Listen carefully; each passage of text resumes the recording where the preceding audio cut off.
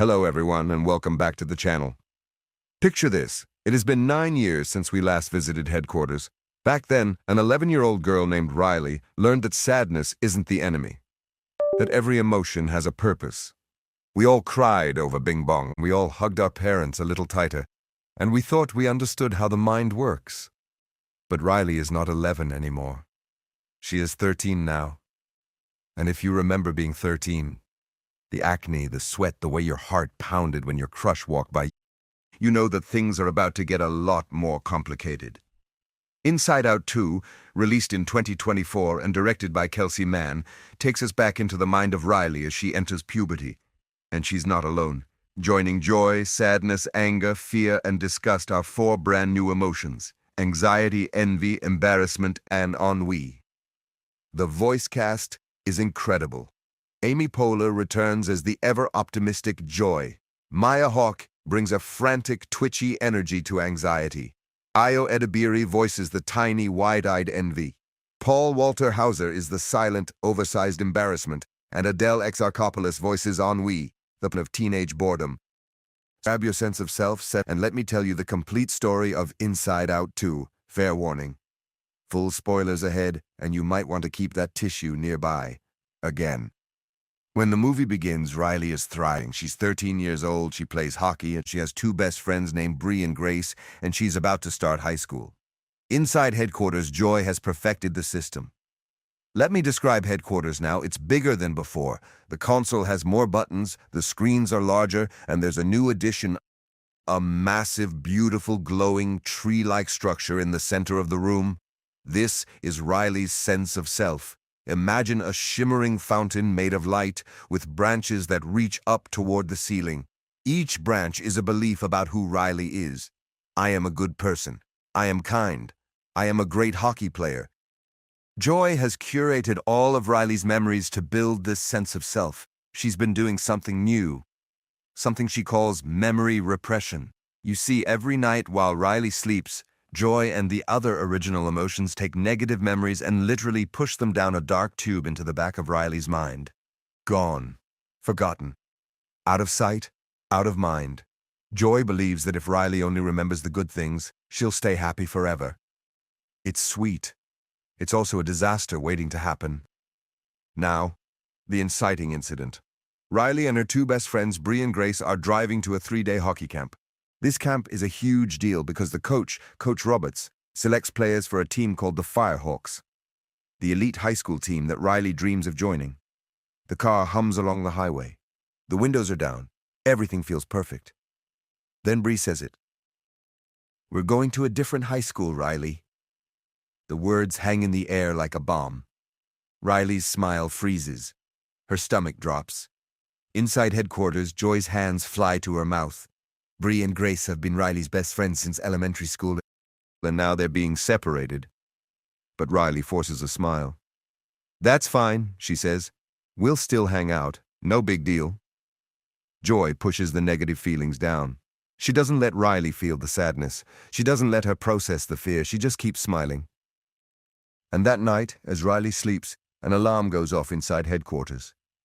The sound is deafening. A klaxon blaring red. On the screen, a message flashes. Puberty. Joy and the others have no idea what it means.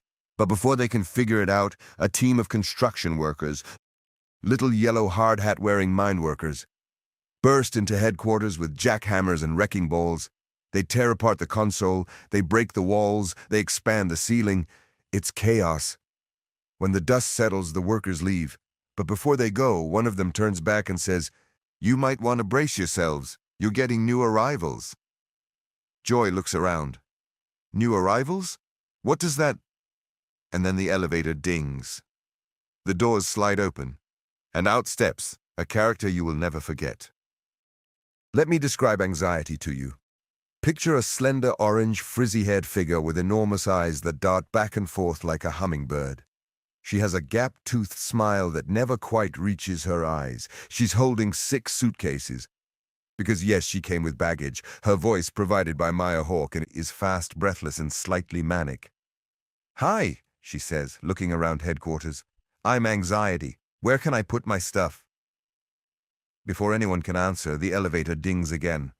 Out steps Envy, a tiny, teal-colored character barely half the size of Disgust, with enormous sparkly eyes that fixate on everything around her.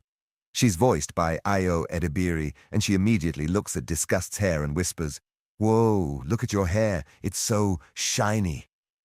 Next comes Embarrassment. Imagine a massive pink marshmallow-like creature who can barely fit through the door. He wears a hoodie pulled so tight over his face that you can only see his eyes. He never speaks. When Joy tries to fist bump him, she goes high, he goes low, and they spend an excruciating 30 seconds trying to figure out how to greet each other. Eventually, they just high-five, and Joy says, "You got a really sweaty palm there, buddy." Embarrassment curls into a ball and hides behind the console. Finally, Ennui steps off the elevator. Ennui, pronounced ennui, is the embodiment of teenage boredom.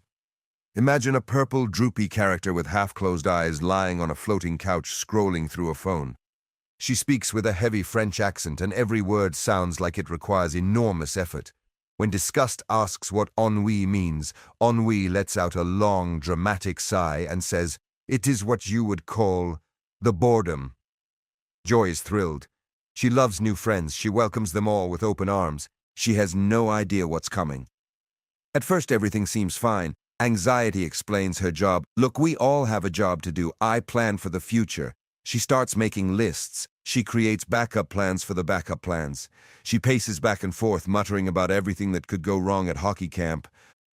But slowly, almost imperceptibly, anxiety starts taking control.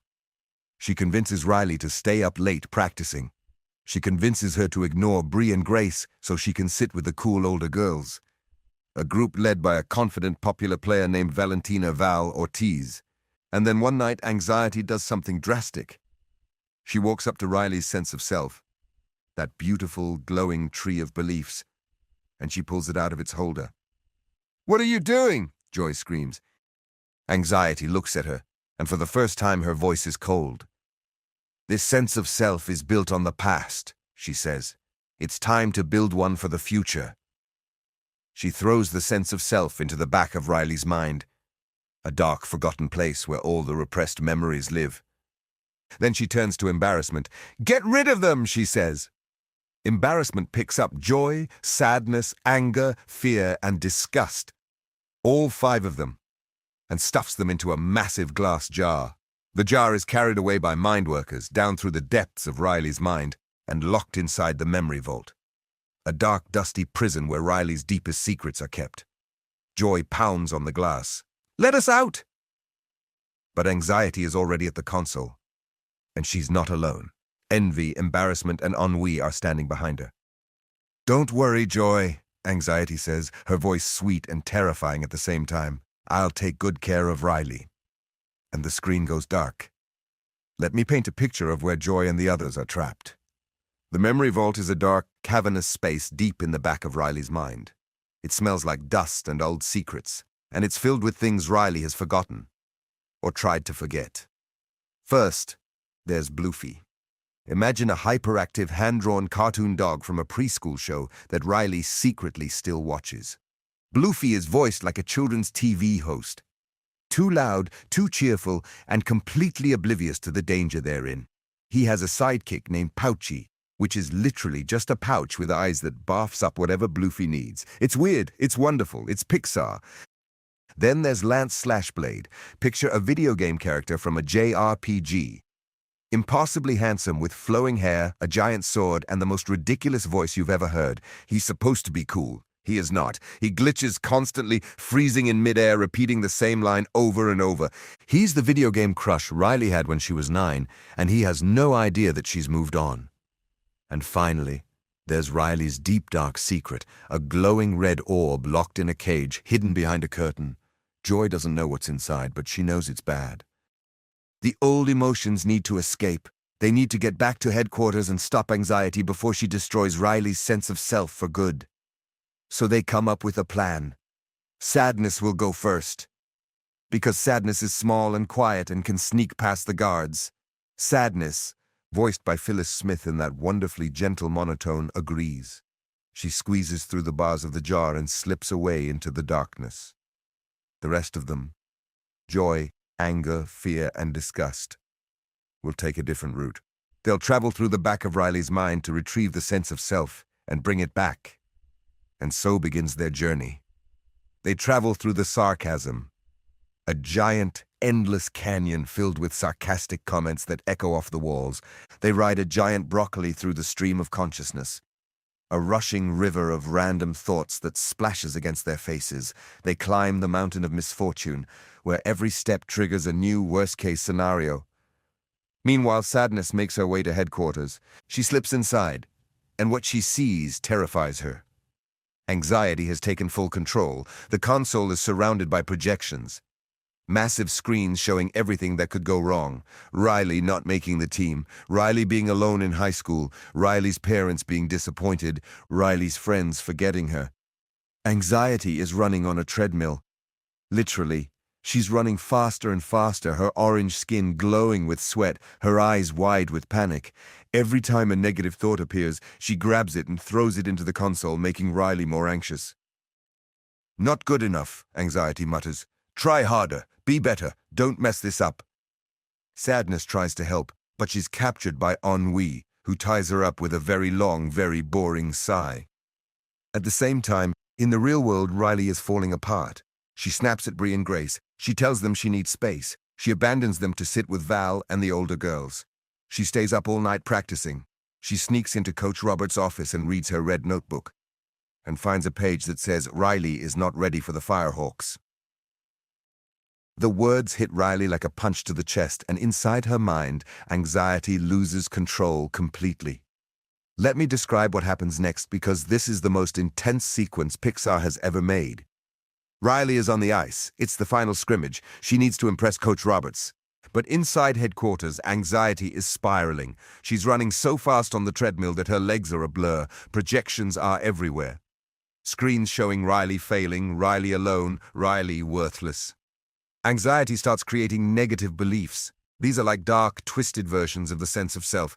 They grow like thorns, scratching across the walls, digging into the console. One reads, "I am not good enough." Another, "I am selfish." Another, "I am a bad friend." In the real world, Riley plays recklessly. She shoves other players. She ignores her teammates, and in one terrible moment, she swings her stick too hard and hits Grace in the face. Grace falls to the ice. Blood drips from her nose. The ref blows the whistle. Riley is sent to the penalty box. And that's when it happens. The panic attack. Let me put you inside this moment. Imagine the world closing in on you. The sounds around you become muffled, like you're underwater. Your heart is pounding so hard you can feel it in your throat. Your hands are shaking. You can't breathe. That's what Riley feels. The penalty box becomes a cage. The walls press in. The lights flicker. She can't move. She can't speak. She can only sit there, frozen, as her mind screams at her. Inside headquarters, Anxiety has created a literal tornado. A swirling electric vortex of negative thoughts spins around the console, cutting everyone off from the controls. Anxiety is at the center of it, still running, still screaming, still trying to fix everything. But she's not helping anymore. She's hurting Riley. "I just wanted to protect her," Anxiety sobs. "I just wanted to make sure she'd be okay." And then, through the storm, a voice cuts through. "Anxiety." It's Joy. Joy has made it back. She's standing at the edge of the tornado, her yellow glow flickering against the dark winds. Behind her are anger, fear, disgust, and the sense of self which they've retrieved from the back of Riley's mind. But the sense of self is different now. It's not just the golden, glowing tree that Joy built. During their journey back, the negative memories, the ones Joy had repressed for years, have merged with the positive ones. They're tangled together. The sense of self is now a swirling mix of gold and gray, bright and dark, beautiful and broken. Joy looks at it. She realizes something she's been running from for the entire movie. She cannot control who Riley becomes. She cannot protect Riley from every bad feeling. She cannot build a perfect sense of self out of only happy memories, because that's not who Riley is. Joy steps into the tornado. The winds whip around her, tearing at her glow. She reaches Anxiety and places a hand on her shoulder. "It's okay," Joy says. "You can let go." Anxiety looks at her, tears streaming down her orange face. But what if she fails? What if she's alone? What if... Then we'll be there, Joy says, all of us, together. Anxiety stops running. The tornado slows. The projections fade. And one by one, each emotion steps up to the console. Sadness presses a button, and Riley feels a wave of release. The permission to cry. Anger presses a button, and Riley feels the determination to apologize, to own what she did. Fear presses a button, and Riley feels the courage to face her friends, even though she's terrified. Disgust presses a button, and Riley feels the self-respect to walk away from people who don't treat her well. Envy presses a button, and Riley feels the desire to become someone better. Not because she's not enough, but because she can grow. Embarrassment presses a button, and Riley feels the humility to admit she was wrong. Ennui presses a button, and Riley feels the space to just rest. And Joy. Joy presses the final button. She puts the new sense of self into the console, and for the first time, Riley looks at herself. Not as someone who needs to be perfect, but as someone who is perfectly human. And the new sense of self glows, and on its branches new beliefs appear. I am a good friend, even when I mess up. I am strong, even when I'm scared. I am enough, exactly as I am. In the real world, Riley steps out of the penalty box. She walks across the ice toward Grace and Bree. Her voice is shaky, but she doesn't run. I'm sorry, she says. I've been a terrible friend, and I miss you, both of you. Grace wipes the blood from her nose and smiles. Yeah, you've been kind of awful, she says. But we still love you. They hug. The ice rink feels warmer now. Riley doesn't know if she made the Firehawks. She gets a text later. She smiles when she reads it, but the movie never tells us what it says, because it doesn't matter. She's already won something bigger. Back in headquarters, the new emotions and the old emotions are working together. Anxiety has her own chair. A comfy, cozy chair where she can sit and plan without spiraling. Ennui is still on her couch. Embarrassment is still hiding. Envy is still staring at Disgust's hair.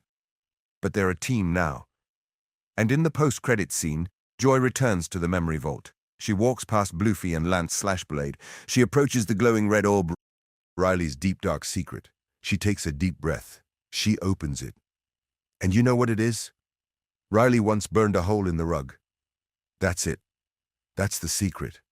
A 13-year-old girl's deepest, darkest shame is a rug burn. It's small, it's silly, it's perfectly, wonderfully human. Because that's what Inside Out 2 teaches us. Our worst fears are often bigger in our heads than they are in reality. Our anxieties are trying to protect us, even when they go too far. And our sense of self isn't something we build once and keep forever. It's something we rebuild every day with every emotion, every memory, every mistake, and every hug. So the next time you feel that knot in your stomach, the one that says you're not enough, you're not ready, you're not worthy, remember Riley. Remember the panic attack. Remember the blue and gold swirling together. And remember that joy, sadness, anxiety, and all the others are in there with you, doing their best, trying to keep you safe, learning to let go. That's the complete story of Inside Out 2. If you enjoyed this audio recap, please like, subscribe, and hit that notification bell. Leave a comment letting me know which new emotion you relate to the most. Mine is anxiety. But she's learning to share the console.